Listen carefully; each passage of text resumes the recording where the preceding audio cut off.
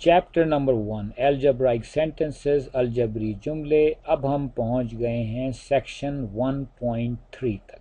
Section 1.3 है solution of equations involving radicals in one variable. एक मुतगय्यर में जज़री मसावातों का हल, यानी कोई भी एक जो वेरिएबल है वो रेडिकल की शक्ल में है।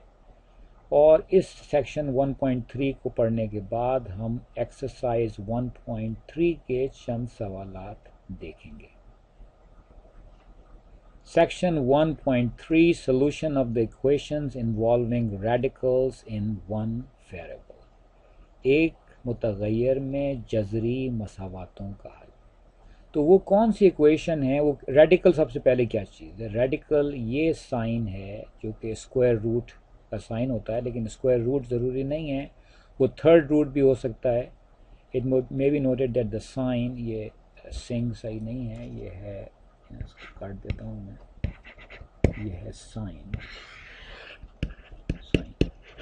तो ये जो साइन है ये है रेडिकल का साइन। और ये मैं इसको स्क्वायर रूट का साइन इसलिए नहीं कह रहा क्योंकि ज़रूरी नहीं है कि ये स्क्वायर रूट हो। अगर कुछ नहीं लिखा होता तो आप कहते हैं स्क्वायर रूट है, लेकिन अगर मैं यहाँ पर 3 लिख दूँ तो ये क्यूबिक रूट है।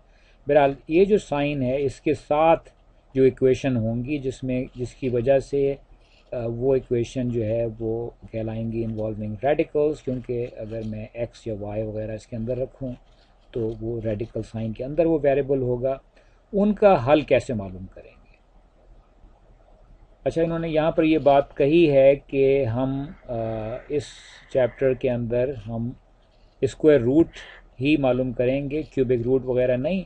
और ये जो साइन है इसके साथ हम पॉजिटिव यानी कि हम इमेजिनरी नंबर्स के अंदर डील नहीं कर रहे हैं, इसलिए हम ये नहीं कहेंगे अंदर जो भी चीज़ होगी स्क्वायर रूट के साइन के अंदर वो एक पॉजिटिव नंबर होगी। मसलन 64 का मतलब है कि वो कौन सा नंबर है जिसको उससे आप ज़रब दें तो जवाब 64 आए, यकीनन वो 8 है या -8 भी हो सकता है। लेकिन कहने का मकसद है कि ये अंदर यहाँ पर हम माइनस नहीं रखेंगे, क्योंकि हम समझते हैं कि कोई ऐसा रियल नंबर नहीं है जिसको उसी से मल्टीप्लाई करने से जवाब जो है माइनस आ जाए। तो ये जो है इसका यहाँ पर उन्होंने वजाहत की है कि हम यहाँ पर इमेजिनरी नंबर्स नहीं, जो कि एक और तरह के नंबर होते हैं, बल्कि रियल नंबर्स में हम डील कर रहे हैं, जिसकी वजह से ये जो स्क्वायर रूट होगा वो हमेशा उसके अंदर जो चीज़ होगी वो एक पॉजिटिव चीज़ होगी। फिर एक नोट देखिए, उन्होंने कहा है कि an equation which is satisfied for all values of the variable is called identity. यानी ऐसी भी इक्वेशन हो सकती है कि जो कि हर कोई भी वेरिएबल की कोई भी आप वैल्यू लें उसके लिए वो सही हो, तो वो चीज़, वो इक्वेशन जो है वो आइडेंटिटी कहलाएगी।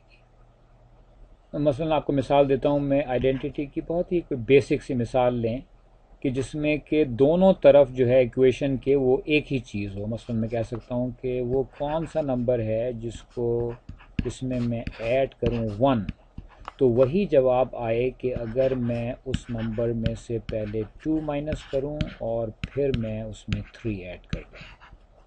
तो बुनियादी तौर पे ये एक ही चीज़ है, यहाँ पर भी x+1 है, ये भी x+1 है, तो ये हम कहेंगे कि x की हर वैल्यू के लिए ये इक्वेशन सही है, क्योंकि बुनियादी तौर पे दोनों तरफ एक ही चीज़ है। तो ये इक्वेशन जो है एक आइडेंटिटी कहलाएगी।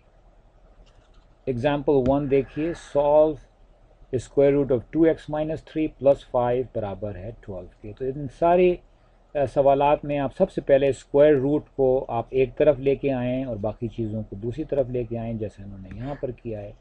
फिर दोनों तरफ आप स्क्वायर कर दें तो आ जाएगा स्क्वायर रूट ऑफ 2x-3 का स्क्वायर बराबर है 7 स्क्वायर के, और इस तरीके से मेरे पास x की वैल्यू 26 आ गई।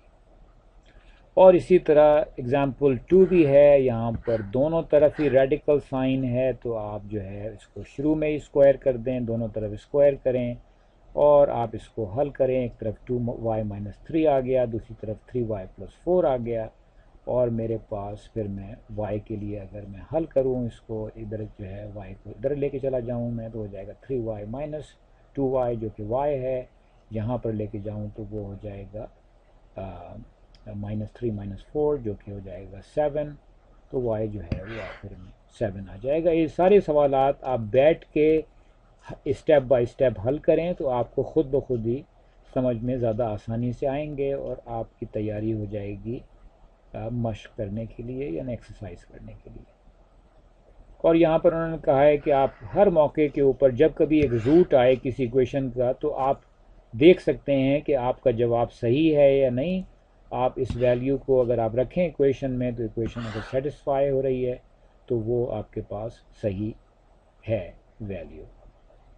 Exercise 1.3 Find the solution set of the following equations, also verify the answer۔ میں چاہوں گا کہ اگر انہوں نے نہ بھی کہا ہو verify the answers تو آپ خود بھی یہ کر کے دیکھیں کہ جو آپ نے جواب نکالا ہے آیا وہ صحیح ہے کہ نہیں، تاکہ آپ کا اعتماد بڑھتا جائے اس پورے عمل کے اوپر۔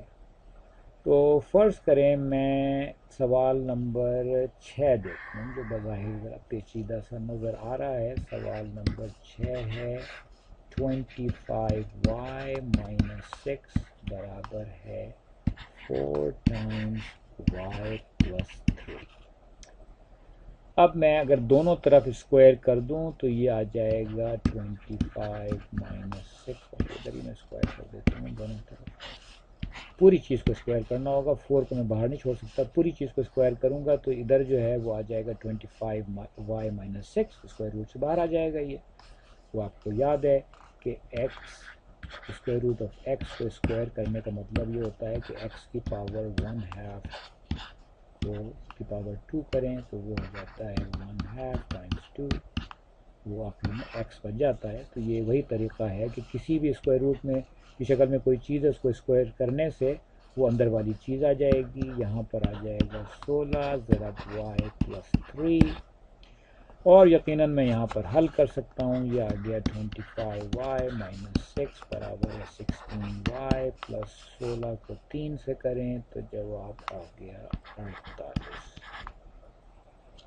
اور اب آ گیا 25y - 16y برابر ہے 48 + 6 = 54، اور 25 میں سے اگر 16 گئے تو جواب آئے گا 9 برابر ہے 54 کے، y برابر ہے 9 × 6 = 54۔